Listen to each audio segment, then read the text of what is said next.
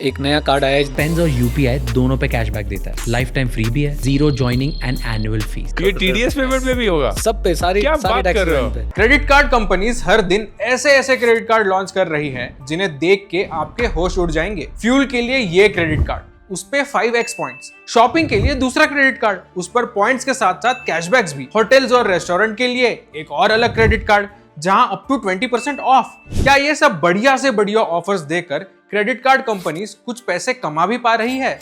और अगर हाँ, तो कैसे ये इतने ज्यादा रिवॉर्ड्स और कैशबैक देना अफोर्ड कर पा रहे हैं? इस पूरी कहानी को समझेंगे इस वीडियो में। 4 नवंबर 2024 अमरावती में रहने वाले नील को एक मेल आता है। उनके लोन की ईएमआई पेंडिंग है। लोन अमाउंट केवल 1 लाख रुपए और उस पर इंटरेस्ट 26%। वहीं दूसरी तरफ उसी मोहल्ले में रहने वाले नितिन को भी एक मेल आता है HDFC Infinia credit card company से। क्रेडिट कार्ड का बिल 1 लाख रुपए, इस पर इंटरेस्ट 0 और फ्री मूवी वाउचर्स, एक ओटीटी सब्सक्रिप्शन और गोवा में 2 नाइट का स्टे। और ये वही क्रेडिट कार्ड है जिसे इस्तेमाल करने पे नितिन को हर महीने कई कैशबैक्स, एक्सक्लूसिव ऑफर्स और रिवॉर्ड्स भी मिले। एक तरफ देखा जाए तो नील को 1 लाख देने पर 26% का इंटरेस्ट भरना पड़ रहा है और दूसरी तरफ ये क्रेडिट कार्ड कंपनीज नितिन को 45 दिन तक 1 लाख रुपए बिना किसी इंटरेस्ट के दे रही है। और तो और इसी के साथ साथ कैशबैक्स, ऑफर्स और रिवॉर्ड्स भी उसे मिल रहे हैं। तो अगर आपको एक दिन का भी कोई फ्री का लोन नहीं दे सकता है तो क्रेडिट कार्ड कंपनीज ऐसा क्या खास कर रही है जो वो आपको 45 डेज का इंटरेस्ट फ्री लोन दे पा रही है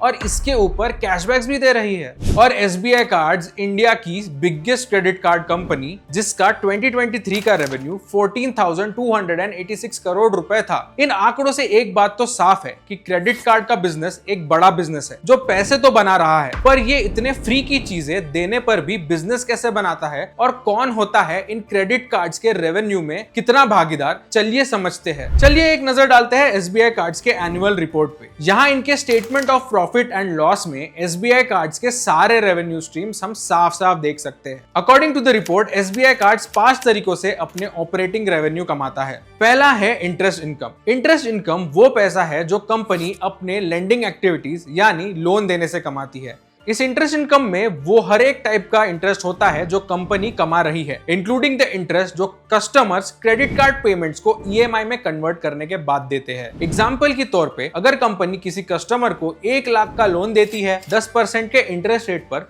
तो कस्टमर को 1,10,000 वापस देना पड़ता है। यहाँ पे जो एक्स्ट्रा 10,000 है वो इंटरेस्ट इनकम है जो कंपनी ने लोन देने से कमाया है, या कंपनी के किसी कस्टमर ने एक बड़ी पेमेंट को एक साथ ना देते हुए ईएमआई में कन्वर्ट कराया है, जिस पे कंपनी को हर महीने इंटरेस्ट मिलेगा। इसलिए आपने अक्सर देखा होगा कि क्रेडिट कार्ड्स खरीदने के कुछ महीनों बाद आपको कुछ कॉल्स आने लगते हैं जो आपको एक प्री अप्रूव्ड लोन देना चाहते हैं। और ये भी देखा होगा कि अक्सर पेमेंट करते टाइम आपको कन्वर्ट टू ईएमआई का ऑप्शन दिख रहा हो, क्योंकि लोन के इंटरेस्ट के थ्रू कमाना क्रेडिट कार्ड कंपनीज के लिए एक मेजर रेवेन्यू स्ट्रीम है। एसबीआई कार्ड्स ने 14,000 करोड़ में से 6,153 करोड़ रुपए इंटरेस्ट इनकम से कमाए थे, जो इनके टोटल रेवेन्यू का 43% हिस्सा है। दूसरा है fees and commission. Fees and commission ये इनकम अलग अलग तरीके से जनरेट होने वाली इनकम है जो क्रेडिट कार्ड कंपनीज कमाती है जब भी कस्टमर्स अपने क्रेडिट कार्ड को यूज करते हैं। इस रेवेन्यू स्ट्रीम के कुछ मेजर पार्ट्स हैं। सबसे पहला है इंटरचार्ज इनकम। जब आप किसी शॉप, रेस्टोरेंट या ऑनलाइन स्टोर में अपने क्रेडिट कार्ड का यूज करते हैं तो वो दुकानदार या मर्चेंट को कंपनी को एक छोटा परसेंटेज फी देना पड़ता है। ये फी को इंटरचार्ज फी या मर्चेंट डिस्काउंट रेट कहते हैं। यही वजह है कि कई दुकान वाले क्रेडिट कार्ड से पेमेंट लेने पर एक्स्ट्रा चार्ज मांगते हैं, क्योंकि इंटरचार्ज फी देने का खर्चा उनको उठाना पड़ता है, तो वो ये पैसा डायरेक्टली कस्टमर से वसूल करने की कोशिश करते हैं। फीस और कमीशन इनकम का दूसरा इंपॉर्टेंट पार्ट है फी बेस्ड इनकम। ये वो फीस होती है जो कंपनी अपने कार्ड होल्डर से अलग अलग सर्विसेज या यूसेज पर लेती है। इसमें कई तरीके की फीस है, जैसे लेट पेमेंट फीस। अगर आप अपने क्रेडिट कार्ड का बिल टाइमली पे नहीं करते तो कंपनी आपसे एक लेट पेमेंट फी चार्ज करती है। जब कस्टमर अपने क्रेडिट कार्ड का यूसेज लिमिट क्रॉस कर लेते हैं तो उस पे ओवर लिमिट फीस लगती है। जब आप अपने क्रेडिट कार्ड को इंटरनेशनल परचेजेस के लिए यूज करते हैं तो आपको फॉरेन ट्रांजैक्शन फी पे करनी पड़ती है। ये फीस करेंसी कन्वर्जन और फॉरेन ट्रांजैक्शन के प्रोसेस में लगती है। कई हाई एंड क्रेडिट कार्ड्स और लॉयल्टी प्रोग्राम्स के लिए एनुअल या ज्वाइनिंग फीस होती है, जहां कस्टमर्स को क्रेडिट कार्ड इशू करने के लिए और हर साल शुरू रखने के लिए एक मेंबरशिप फी देनी पड़ती है। SBI कार्ड्स की बात करें तो इन्होंने साल 2023 में सबसे ज्यादा पैसे इसी रेवेन्यू स्ट्रीम से कमाए हैं, जो कि टोटल रेवेन्यू का लगभग 46% है, यानी 6,604 करोड़ रुपए। तीसरा है सेल ऑफ सर्विस।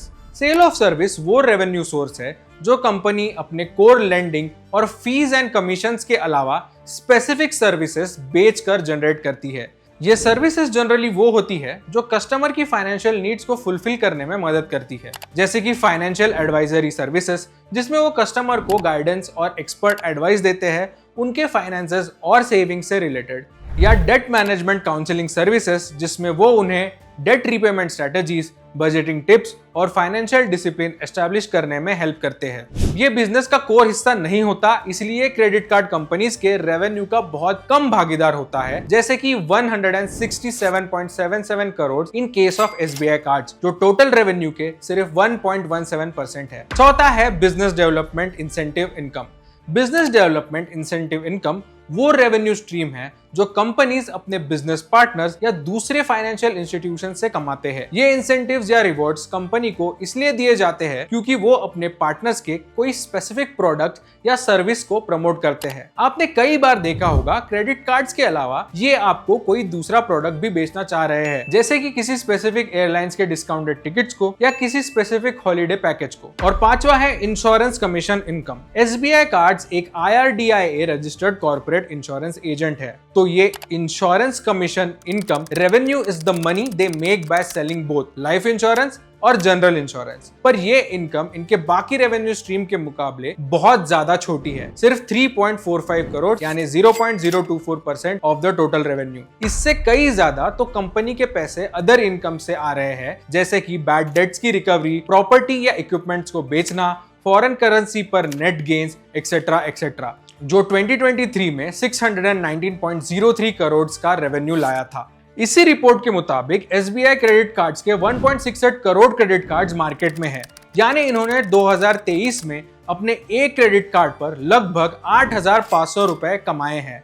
जबकि अगर हम SBI कार्ड्स का वो हिस्सा देखें जो उन्होंने सेल्स और प्रमोशंस यानी रिवॉर्ड्स और कैशबैक्स में दिए हैं, दैट इज 2,183 करोड़, यानी उन्होंने कुल 1,300 रुपए पर कार्ड स्पेंड किए हैं। मतलब सीधा सीधा प्रॉफिट ऑफ 7,200 पर कार्ड इन द ईयर 2023। इसमें एक तरफ वो लोग हैं जो क्रेडिट कार्ड पॉइंट्स कमाकर रिस्पॉन्सिबल फाइनेंशियल बिहेवियर दिखाकर एक बढ़िया जिंदगी जी रहे हैं, जबकि दूसरी तरफ वो लोग भी हैं जो फाइनेंशियल इम्बैलेंस की वजह से डेट ट्रैप में भी फंस रहे हैं। It is as good as किसी एक क्रेडिट कार्ड होल्डर की लेट फी की वजह से कोई दूसरा credit card holder free world tour पे जा पा रहा है। हम इस रिपोर्ट में 2022 और 2023 को कंपेयर करें तो हम देख सकते हैं कि फी बेस्ड इनकम और इंटरेस्ट इनकम, जहां लेट पेमेंट्स और उन पर इंटरेस्ट भी इंक्लूडेड है, इसमें काफी बढ़ोतरी देखने को मिल रही है। इसकी बहुत बड़ी वजह यह भी हो सकती है कि इंडिया में बहुत लोगों को ये पता ही नहीं होता कि क्रेडिट कार्ड का सिर्फ मिनिमम ड्यू भरने पर भी आपको बाकी के अमाउंट पर हर महीने कुछ % इंटरेस्ट देना होता है, जो आप इस टेबल में देख सकते हो। अगर आप कोई पेमेंट मिस कर दो तो आपको मिनिमम 35% का सालाना इंटरेस्ट देना होगा, जो बहुत ज्यादा हाई है। जैसे हम अगर नितिन के भाई मुकेश की बात करें तो वो नितिन को देखकर क्रेडिट कार्ड खरीदता है और वो उससे 50,000 का नया फोन ले लेता है, इस बात से अनजान कि मिनिमम ड्यू पे करने पर बाकी के अमाउंट पे 3% का इंटरेस्ट हर महीने लगता है। इसे अगर हम कैलकुलेट करने जाए तो 50,000 का लोन चुकाने में उसको 110 महीने या 9 साल लगेंगे, और तो और उसको 65,000 एक्स्ट्रा पे करने पड़ेंगे। जबकि अगर ये रेट 5% होता तो मुकेश ये लोन कभी चुका ही नहीं पाता। और यही हमारे और मुकेश जैसे लोग फंस जाते हैं, और यही बनता है क्रेडिट कार्ड कंपनीज के रेवेन्यू का वो हिस्सा जिसे कई लोग समझ ही नहीं पाते, जिस वजह से लोग फंसते हैं। और इसीलिए इंडिया में कई लोग क्रेडिट कार्ड को लेकर स्केप्टिकल है। उनका मानना है कि क्रेडिट कार्ड लेने से बेहतर है कि वो 30 दिन के लिए एक लोन ले और उसे इंटरेस्ट के साथ वापस चुका दे। इसीलिए इंडिया में सिर्फ 4.6% लोग क्रेडिट कार्ड यूज कर रहे हैं।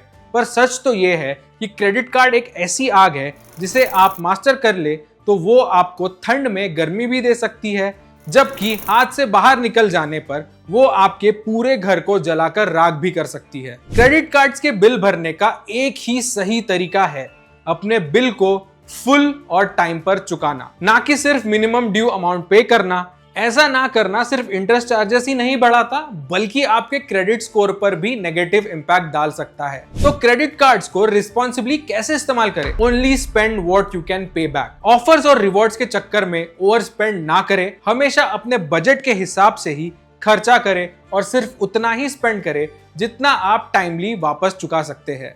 Never miss a payment date, जहां उल्का ऐप आपके बहुत काम आ सकता है, क्योंकि यहां आप अपने हर क्रेडिट कार्ड बिल को एक ही जगह से भर सकते हैं और ये आपको ऑटोमेटिकली पेमेंट रिमाइंडर्स भी भेजता है to make sure you never ever miss a payment. Credit card के सही इस्तेमाल आपके बोरोइंग पावर या लोन लेने की क्षमता को भी इंप्रूव करता है, जो हमने अपने इस वीडियो में डिटेल में डिस्कस किया है। And for more such credit वर्दी कंटेंट, सब्सक्राइब टू उल्का।